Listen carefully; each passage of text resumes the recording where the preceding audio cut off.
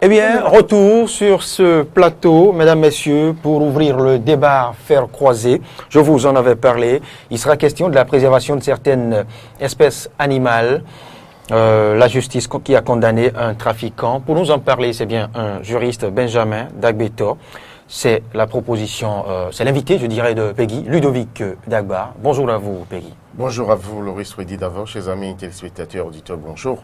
Vous le savez, aujourd'hui, la lutte environnementale ou la lutte pour un environnement sain commence ou s'impose comme la règle. Et dans cet environnement, il y a des espèces qui sont protégées, des espèces qui, ma foi, font objet de trafic, par exemple l'ivoire. Et le phénomène prend de plus en plus d'ampleur. Heureusement, la justice est là, éveille au grain. Un trafiquant ou un réseau de trafiquants vient d'être démantelé et condamné par la justice. Le principal a reçu 5 ans d'emprisonnement ferme. Alors pourquoi cet état de choses? Comment en est-on arrivé là?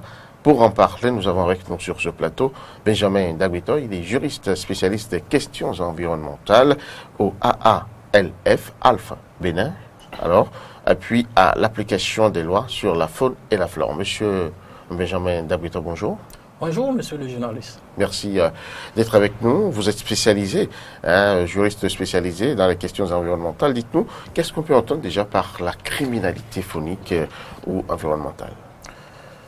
La criminalité environnementale, c'est toute infraction commise sur les espèces en voie d'extinction. Je prends par exemple les éléphants, je prends par exemple le panthère, je prends aussi les espèces sauvages végétales, comme les arbres qui sont en voie d'extinction, certaines espèces d'arbres qui sont en voie d'extinction actuellement. Donc, toutes sortes d'infractions commises sur cette espèce est qualifiée de criminalité environnementale. Et là, quel est l'état des lieux aujourd'hui au Bénin? Quelle est l'ampleur de la situation? Est-ce que la criminalité environnementale est à son paroxysme ici au Bénin? Je m'en vais vous dire que la criminalité environnementale au Bénin est un fait d'actualité. Et vous n'êtes pas sans savoir que nos parcs, les 2 parcs, c'est-à-dire le parc Douvé et le parc Pandiaré, ils sont pris d'assaut par des diversités sociaux. Dont la seule intention, c'est de faire indûment de l'argent. Donc, ils massacrent ces espèces. Voilà, en quelque sorte, comment nous pouvons résumer, pour un début, l'ampleur de la situation. Et comment cela se manifeste sur le terrain? Est-ce que nos parcs sont souvent objets de braconnage? Est-ce qu'il y a des individus qui font irruption dans ces parcs pour pouvoir tuer les animaux, récupérer les défenses? Comment ça se passe? Expliquez-nous un peu. Ok. En fait, c'est un réseau de trafiquants. Et à la tête de ce réseau, nous avons ce que nous appelons les trafiquants majeurs. C'est ceux-là qui disposent des moyens financiers et logistiques. C'est eux qui financent ce genre de trafic. Ils financent, ils achètent les armes qu'ils mettent à la disposition des braconniers qui vont... Mais eux, ils ne vont pas sur le terrain. Non, ils ne vont pas sur le terrain. Eux, ils instruisent. Ils instruisent. Ils ont des moyens financiers et pour qu'ils mettent à disposition. Et les braconniers, eux, à leur tour, vont dans les réserves pour aller abattre ces espèces. C'est pourquoi on appelle ces gens les trafiquants majeurs. Et les braconniers qui vont dans les réserves pour abattre ces espèces sont appelés les mains en brousse de ces trafiquants majeurs. Mais est-ce à dire que ces réserves ne sont pas gardées, la sécurité n'entoure pas ces lieux? Qu'est-ce qui se passe? Est-ce que c'est ouvert simplement? C'est pas ouvert. Il y a les forestiers qui sont là pour la sécurité du parc, mais il n'y a pas de sécurité zéro. Vous savez, les trafiquants, quelles que soient les dispositions qui sont prises pour sécuriser ces parcs, les trafiquants ils cherchent toujours à contourner ces dispositifs sécuritaires pour commettre leur forfait. C'est en ce moment que les forces de l'ordre surgissent pour les arrêter, pour les mettre à la disposition de la justice. Mais pourquoi ces trafiquants recherchent ces espèces? Il faut vous dire que pour ce qui est de l'éléphant, l'éléphant est tué juste pour arracher les cornes. Et c'est vraiment dommage, quoi. L'éléphant est tué pour arracher les cornes. Est-ce que l'éléphant est consommé? Pour arracher les défenses. La viande d'éléphant. D'habitude, ces trafiquants, ces braconniers, j'allais dire, ne consomment pas la viande. C'est l'ivoire qui les intéresse parce que l'ivoire coûte actuellement cher sur le territoire national, dans la sous-région et à l'extérieur. Si vous prenez par exemple 1 kg d'ivoire au Bénin et dans la sous-région, ça tourne autour de 150 000, 200 000. En Chine et en Asie de façon générale, c'est à 600 voire 700 000 francs. Vous voyez donc un trafiquant qui arrive à se tailler 10 kg d'ivoire aujourd'hui pour faire 250 000 ou 200 fois 10. Vous voyez, c'est déjà ce que ça. Donc c'est une activité vraiment lucrative, mais peu risquée pour les acteurs. Et là, pourquoi c'est si élevé le coût de cession de ces produits? Parce que ça rentre dans des fabrications, c'est ça ou... Oui, l'ivoire est utilisé dans la fabrication artisanale, c'est-à-dire les objets de décoration. Et ce qui fait que cet objet est prisé en Asie, c'est que lorsque vous détenez par exemple ces objets sculptés à base d'ivoire en Asie, c'est signe d'aisance. Et c'est ce qui fait que il y a cette flambée du prix de l'ivoire à l'échelle internationale. Vous voyez, donc il y a aussi les rhinocéros, les cornes de rhinocéros qui coûtent excessivement. Voilà un peu comment ça se passe. Donc quand ces braconneurs ma foi, finissent ou réussissent leur forfait, les produits sont envoyés en Asie. Oui. C'est généralement où la destination? Oui, vous savez, actuellement, pour ce qui est de la sous-région, vous savez que le Bénin est la plaque tournante, c'est-à-dire le Bénin dispose d'un port. Les pays de l'Interland font passer leurs produits par ici pour aller dans les pays asiatiques. Et donc, que ce soit le Burkina, le Niger, le Mali et autres, lorsque ces trafiquants majeurs, que nous appelons dans notre jargon vraiment trafiquants majeurs, lorsqu'ils arrivent à collectionner, à recueillir, c'est-à-dire à prendre l'ivoire, acheter l'ivoire chez ces braconniers, ils font descendre ça à Cotonou. C'est par le port de Cotonou que ces marchandises quittent pour aller à l'extérieur. Vous voyez, ces marchandises prohibées? Prohibées par la loi. Mais pourtant, ça franchit le circuit formel. Vous savez, c'est vraiment dommage pour notre pays. Nous avons toujours dénoncé ça.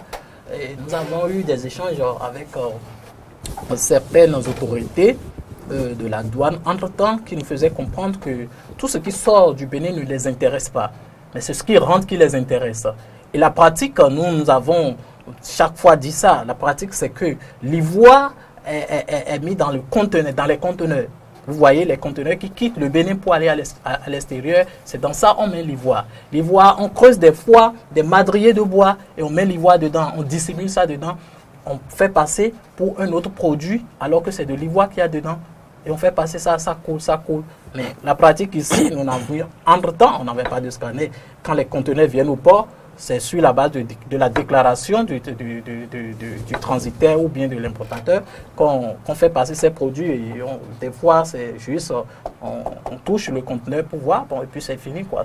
Et quand bien même on touche, on réussit à découvrir le poteau rose, rien n'est fait alors?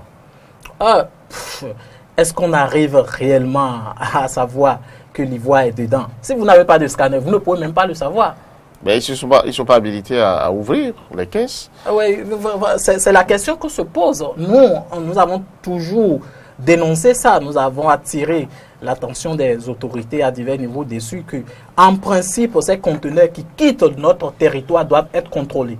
Parce que lorsque ces produits prohibés, illicites, sont retrouvés à l'extérieur, dans les ports, à l'aéroport, un peu partout, et qu'ils savaient que c'est au Bénin que ces pays ont quitté, ça ternit aussi l'image de notre pays. C'est pourquoi nous avons toujours lutté pour qu'il y ait des scanners au port pour contrôler ces conteneurs qui quittent le port. Et il faut aussi associer les spécialistes en la matière. Il ne suffit pas de mettre un simple douanier ou bien un policier là. Il faut des gens vraiment aguerris, il faut des gens vraiment expérimentés pour savoir comment... Donc la seule manière de lutter contre cette pratique, c'est déjà dans les réserves. Donc rien n'est possible pour le moment. Non. Quand ça sort des réserves, quand ça sort des parcs, quand ça sort de nos forêts et autres. Quand ça sort de nos forêts, les forces de l'ordre sont là. Nous avons la gendarmerie, nous avons la police, nous avons les éléments des eaux et forêts qui sont autour de ces trafiquants pour les arrêter. Vous-même, vous avez dit tout à l'heure, il y a un réseau de trafiquants. Oui, puisqu'ils dissimulent, puisqu'ils cachent les produits. Oui, les produits là sont cachés effectivement. Mais on dit toujours tous les jours pour le voleur, mais un jour pour le propriétaire. Et lorsqu'ils dissimulent ces produits, je vais vous dire, hein, chaque fois, peut-être là où nous sommes en train de parler maintenant, ils sont en train de dissimuler les produits, ils sont en train de faire leurs transactions quelque part. Ils dissimulent ça parce qu'ils savent que c'est prohibé, ils savent que c'est un commerce vraiment grave. Vous voyez, mais ils le font parce qu'ils sont à la recherche de gains faciles. Donc ils dissimulent ça, soit c'est dans des tonneaux. Et je me rappelle l'année dernière, l'année passée, il y a près de 400 kg d'ivoire qui sont dissimulés dans des tonneaux. Et ces tonneaux ont été mis dans des conteneurs. Et dans ces conteneurs, c'est de ferraille, c'est de la ferraille qu'ils ont exposé. Et ils ont déclaré ce conteneur comme contenant de la ferraille. Mais par la vigilance de des forces de l'ordre et les informations reçues de part et là, on a pu arriver à mettre la main sur le produit, mais les acteurs, c'est-à-dire les propriétaires, ceux qui s'apprêtaient à envoyer ces produits à l'extérieur, ils ne sont jamais appréhendés. Et c'est ce que nous dénonçons. Ils ne sont pas inquiétés. Ils ne sont pas inquiétés. Est-ce que ce n'est pas le moment, peut-être, comment dirais-je, d'imaginer ou d'arriver à la spécialisation de certaines forces de l'ordre, un peu à l'image de la police sanitaire? Nous savons que les eaux et forêts sont normalement conçues pour lutter contre ces genres de pratiques, mais est-ce que ce n'est pas le moment de spécialiser un corps dans la lutte contre ce genre de trafic? Oui, ça serait vraiment salutaire, mais le problème n'est pas au niveau des forces de l'ordre. Les forces de l'ordre, ils jouent leur rôle.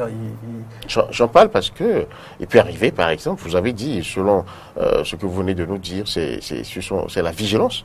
Oui, des forces de l'ordre qui a payé. Et si on avait un corps spécialisé, une unité spécialisée de forces de l'ordre, et qui est au parfum des moindres détails ou des méthodes que ces gens-là utilisent, ils sont formés là-dessus, ils peuvent très rapidement flairer des pistes et découvrir très rapidement les trafiquants et autres dans leurs manœuvres. Est-ce que ça ne pourrait pas vraiment aider beaucoup plus la lutte? Oui, ça c'est une décision du gouvernement. Ce n'est que le gouvernement qui peut vraiment mettre à disposition du peuple béninois et des réserves ces unités spécialisées. Mais pour le moment, les unités qui sont là, c'est-à-dire les forces et les eaux et forêts, la gendarmerie, la police, nous travaillons en étroite collaboration avec eux et nous leur apportons notre expertise, notre expérience dans le domaine pour qu'ils puissent appréhender ces trafiquants et contourner un peu leurs pratiques pour les appréhender. Alors parlons maintenant de l'arsenal juridique qui permet quand même la lutte, parce que vous travaillez dans une structure qui apporte son appui dans l'application des lois. Alors quel est l'arsenal juridique en la matière qui permet aujourd'hui de dire qu'au Bénin on lutte contre le phénomène du braconnage, le phénomène de trafic des espèces animales protégées? L'arsenal juridique au Bénin, parlant d'arsenal juridique, nous pouvons faire un tour au niveau des conventions. Vous savez, le Bénin est champion dans la ratification des conventions. Nous avons des conventions phares en la matière. En l'occurrence, la CITES, qui est une convention sur le commerce international des espèces de faune et de flore sauvages menacées d'extinction en République du Bénin. Le Bénin l'a ratifié. On parle communément de la convention de Washington. C'est une convention qui réglemente un peu le commerce, la commercialisation de ces espèces. Et à la naissance de cette convention, vous avez les espèces qui sont sériées, qui sont classées selon leur degré de protection. Au niveau interne, nous avons la Constitution du 11 décembre 1990 qui a consacré quelques articles, en l'occurrence 3 articles, sur la problématique. Vous avez l'article 27 de la Constitution qui dit que toute personne a droit à un environnement sain, satisfaisant, durable. Il y a le devoir de le protéger. En dehors de ça, nous avons la loi cadre sur l'environnement. Nous avons également la loi 2002-16 du 18 octobre 2004 portant régime de la faune en République du Bénin qui réglemente ces genres d'infractions. Donc, comme le disait mon professeur Djogbenou, le Bénin n'a pas un problème de test. Du moins, dans ce domaine, c'est l'application qui pose problème. Et pourquoi l'application pose problème? L'application, heureusement que progressivement, la justice, les acteurs de la justice ont compris que c'est un mal à la criminalité faunique et qu'on commençait par sanctionner. Sinon que dans un passé, vers 2013-2014 où nous avons commencé par mener cette lutte. Lorsque les trafiquants, lorsque les forces de l'ordre s'échinent à arrêter ces trafiquants et les mettre à la disposition de la justice, c'est simplement, on dit, mais il est arrivé des fois où les acteurs de la justice qui sont censés sanctionner ces gens de trafic disent, mais tu abattre un éléphant, abattre un animal, c'est quoi? Il faut libérer. Et on libère simplement les trafiquants et qui reprennent leurs activités. Parce qu'ils ne comprenaient pas encore le sens de la lutte. Voilà, parce qu'ils ne comprenaient pas, parce qu'il faut l'avouer, les infractions en matière de faune, ce ne sont pas des infractions courantes. C'est pour ça que nous travaillons beaucoup. Ça, c'était avant. Voilà, c'était avant. C'était avant, mais actuellement, nous avons compris à travers les formations, à travers les échanges, à travers les sensibilisations et à travers les formations que nous avons. La vulgarisation des tests aussi. La vulgarisation des tests avec ces acteurs de la justice. Je pense que ça a commencé par prendre et c'est la preuve que c'est la décision dont vous-même vous venez de parler, les 5 ans d'emprisonnement ferme infligés à un trafiquant. Parlant de cette décision. C'est déjà un début. C'est déjà un début. Parlant de cette décision, comment en est-on arrivé là? Comment le réseau a-t-il pu être démantelé? Bon, je ne saurais expliquer parce que nous, au fait, c'est un appui technique que nous apportons. C'est la compagnie de gendarmerie de Kandi qui aurait eu des informations sur un trafic d'ivoire dans la localité. Ils se sont dépêchés sur les lieux. C'est ainsi que des trafiquants, 3 trafiquants ont été arrêtés et à la suite des enquêtes, 2 autres ont été ajoutés et la procédure a suivi son cours. Et il y a un parmi eux, c'est-à-dire l'auteur principal, le braconnier, celui qui a été à battre l'éléphant dans les aires protégées, a écopé de 5 ans d'emprisonnement ferme. Les autres, c'est-à-dire les complices, sont écopés de 36 mois sortis de sursis.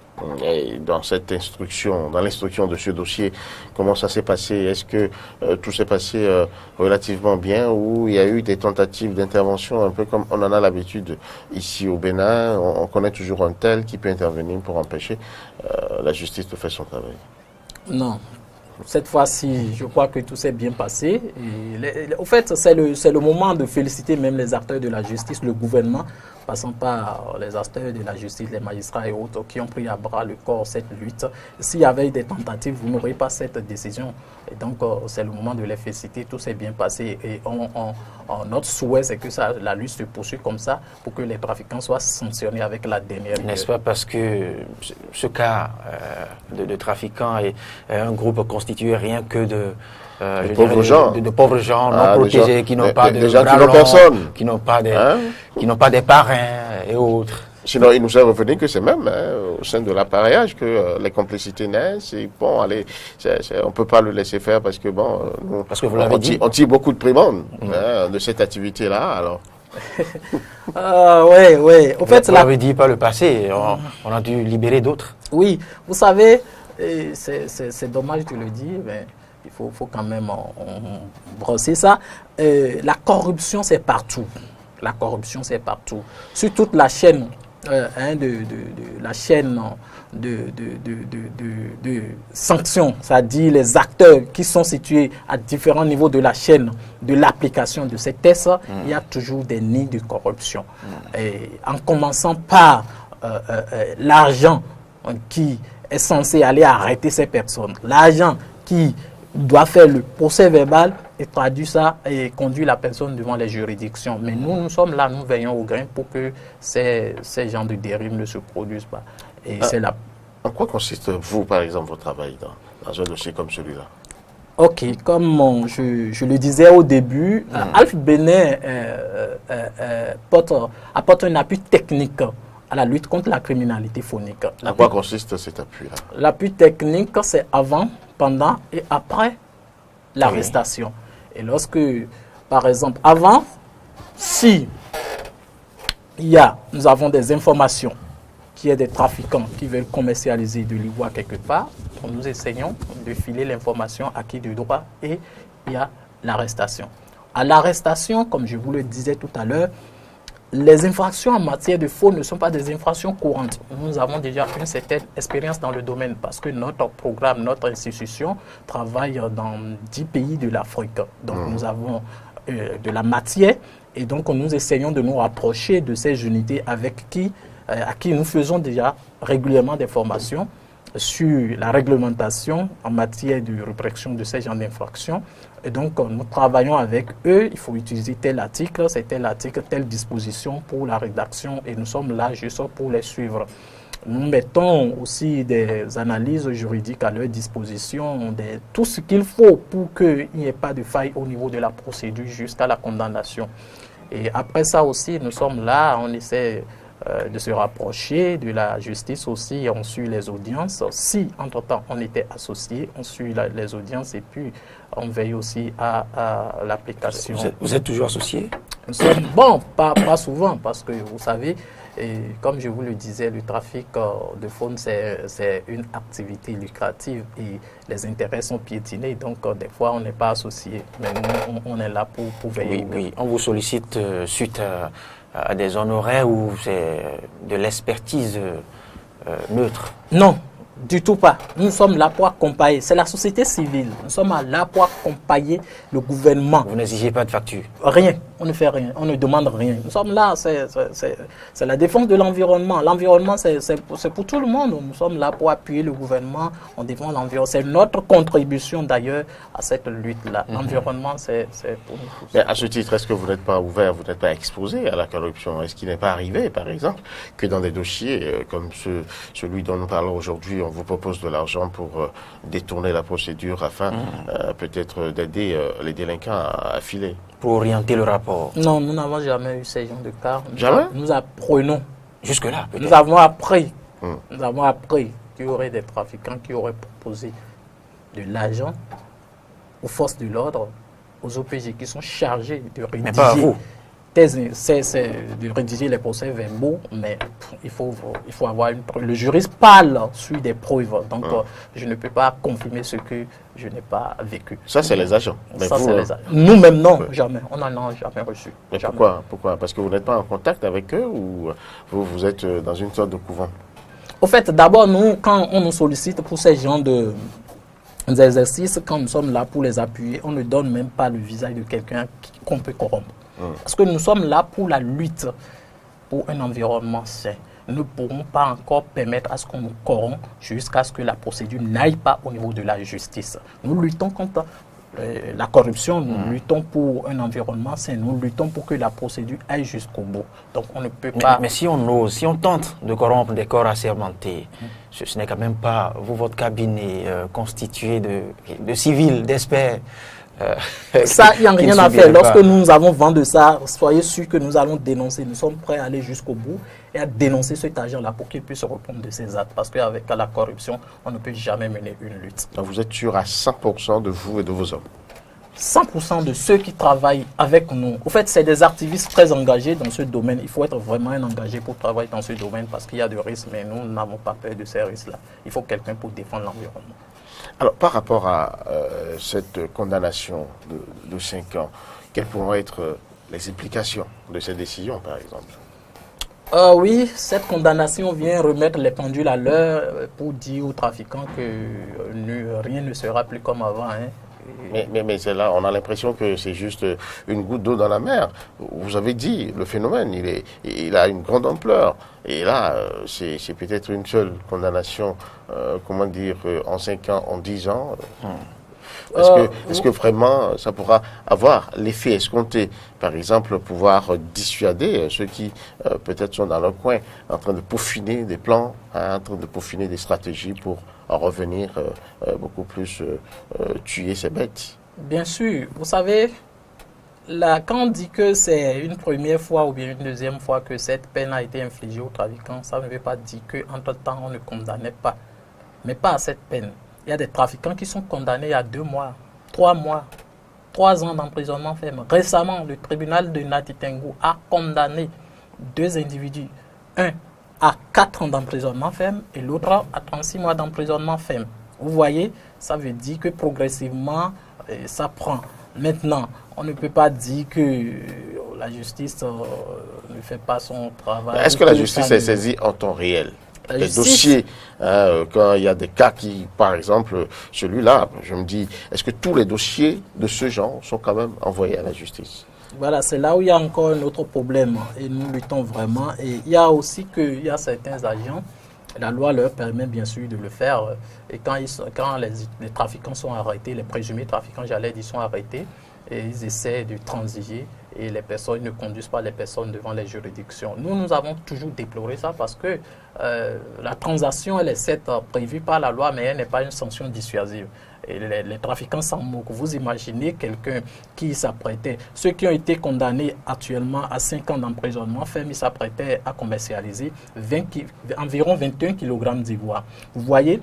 Ici sur le terrain, ici, sur le territoire national sur le territoire national. Faites un simple calcul, vous allez voir que c'est des millions. Et la transaction, à peine on va lui balancer 1 million ou bien 2 millions. Et quand vous faites la différence, vous voyez que c'est l'État béninois qui paie. C'est des dommages écologiques irréversibles. Donc il n'y a pas de prix pour ces dommages qui sont créés à l'environnement. C'est pourquoi nous disons non. On ne doit pas aller à la transaction. Nous refusons ça parce que la transaction, elle est cette une sanction, mais elle n'est pas dissuasive. Il faut que ces personnes soient conduites devant les juridictions pour que la justice les sanctionne avec la dernière rigueur. C'est la seule manière pour que ces gens cessent ces genres d'activités. Et là, vous pensez que cette action de la justice aura un impact sur le phénomène? Bien sûr. Vous savez, je vais vous donner un simple exemple. Avant que nous ne commencions notre activité sur le terrain, si vous promenez un peu au niveau des hôtels, c'est un cas isolé, c'est un exemple parmi tant d'autres. Vous promenez un peu au niveau des hôtels, au niveau des galeries d'art, vous allez constater que l'ivoire est exposé au vu au-dessus de tout le monde. Et ça se vendait allègrement. Rien ne dit que cet ivoire-là... Des objets d'art dans les hôtels. Des objets d'art. Provient des produits de braquage. Voilà. De braconnage, pardon. Voilà. Mais rien ne le dit.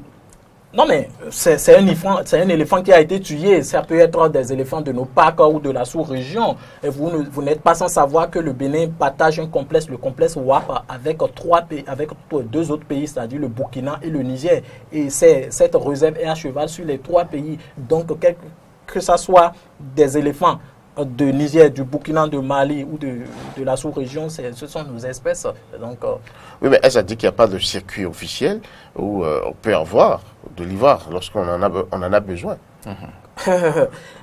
Vous savez... Est-ce que la loi ne permet pas? La loi ne permet pas la commercialisation de l'ivoire aujourd'hui? Je vous ai dit tout à l'heure, quand vous prenez par exemple la loi 2002-16 du 18 octobre 2004 portant régime de la faune en République du Bénin, à ces annexes, la loi, le législateur a catégorisé les espèces selon leur degré de protection. Vous avez les espèces qui sont en annexe 1, c'est-à-dire catégorie 1, protection absolue. Et dans cette catégorie, vous avez l'éléphant qui est en tête de liste.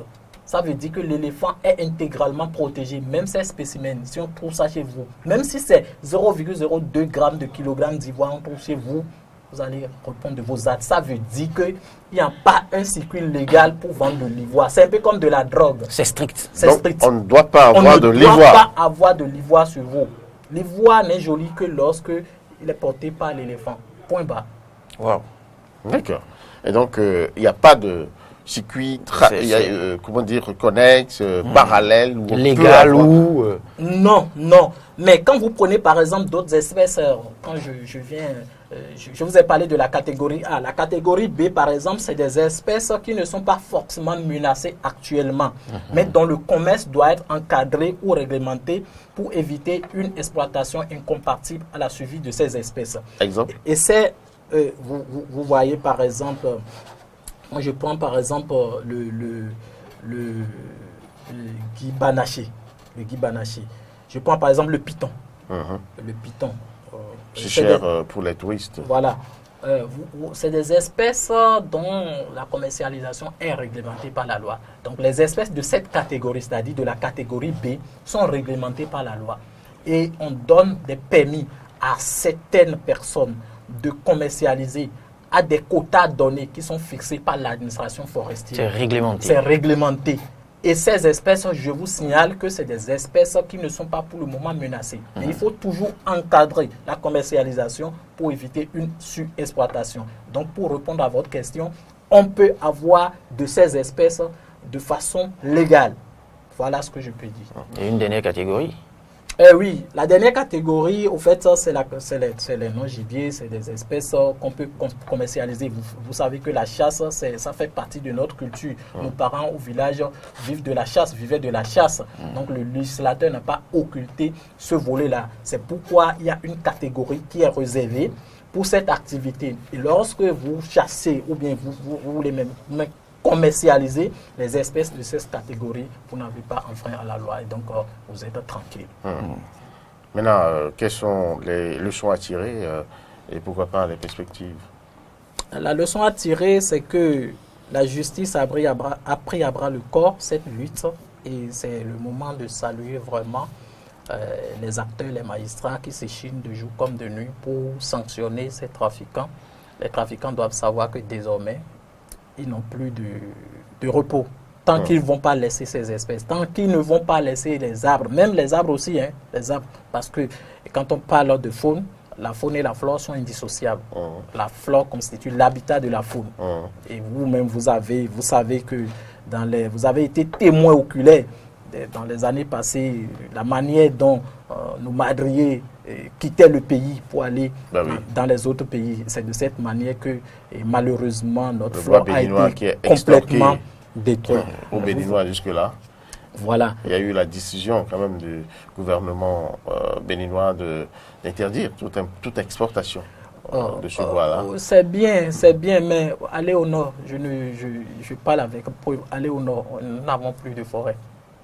Il n'y en a plus. Il n'y en a plus. Vous allez voir, peut-être quelques arbres, mais la forêt, ce n'est pas des arbres, les passants. Et pourquoi les trafiquants de ce côté-là ne sont pas traqués, ne sont pas... Vous-même, vous savez comment le trafic a évolué. Nous avons dénoncé en son temps, mais on n'a pas été entendu et puis ça a donné les résultats que vous-même vous savez. Donc voilà un peu comment ça s'est passé. Mais nous continuons toujours la veille citoyenne, nous continuons de dénoncer jusqu'à ce que les gouvernants sachent que c'est véritablement mal. Parce que l'environnement, sans les arbres, nous ne pouvons pas respirer. Sans les arbres, la vie serait vraiment invivable, comme on le dit, quoi. Nous arrivons au thème de cette émission. Je ne sais pas si vous avez une question. Non, les perspectives. Oui, les perspectives. Il faut s'attendre à quoi à l'avenir? Dans les prochains jours. Les perspectives, ce que nous faisons actuellement... On ne voit pas tellement la lutte vraiment s'intensifier, ou bien c'est parce que nous sommes à Cotonou, c'est parce que nous sommes en milieu urbain? Non, c'est pas ça. On voit la lutte, mais au fait, tout n'est pas médiatisé. Et les perspectives, je vais vous dire que nous sommes en train d'organiser des formations, des séances de sensibilisation, des échanges avec les unités, avec le monde judiciaire et les acteurs de la justice, pour vulgariser les lois, pour partager les expériences. Parce qu'il faut que les acteurs qui sont chargés d'appliquer cette loi, cette réglementation, soient bien imprégnés. Et nous avons compris que lorsque le magistrat est bien sensibilisé, connaît bien la loi, on met la loi à sa disposition, les moyens à sa disposition, il voit l'importance et les conséquences surtout de ce trafic et sanctionne. Donc c'est ce que nous faisons actuellement. Nous essayons de faire ces genres de formation pour que les acteurs soient mieux outillés pour mener cette lutte. Alors, on va dire quand même merci. C'est moi qui vous remercie, mais permettez-moi de dire un mot à l'endroit de nous tous, à l'endroit de nos téléspectateurs. Il y a un auteur qui dit que le monde est dangereux à vivre, non pas à cause de ceux qui font du mal, mais à cause de ceux qui ne réagissent pas. C'est par ces mots que je vous dis merci. Est-ce que vous avez quand même un numéro vert où n'importe qui pourrait appeler dès qu'il sent quelque chose, parce que vous ne pouvez quand même pas être partout et à la fois? C'est vrai. Bon, nous n'avons pas de numéro vert. Si on en surprend ici à Glo, par exemple, comment vous le signalez? Oui, vous savez, lorsque un individu, avant de ces trafics, la première des choses, c'est de saisir l'unité de police ou de gendarmerie ou des eaux et forêts la plus proche. C'est la conduite à tenir. C'est la conduite à tenir. Merci. C'est après que nous nous sommes informés parce que ces unités ont déjà nos contacts et nous informent pour qu'on puisse les assister. Merci à vous.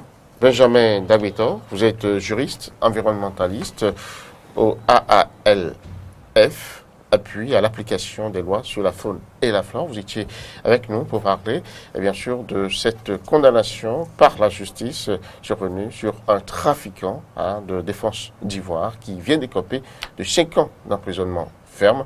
Ceci est nécessaire à faire savoir et c'est ce que vous êtes venu faire sur ce plateau pour dissuader d'autres velléités, d'autres personnes qui certainement sont en train de peaufiner des stratégies dans leur coin pour aller encore à l'assaut de ces pauvres bêtes. Eh bien, arrêtez, cela ne se fait pas. Si jamais on vous prend, vous allez subir le sort de ce dernier qui doit rester à l'ombre pendant les 5 prochaines années. Vous avez dit, Peggy, bonne journée à vous. Merci à vous aussi.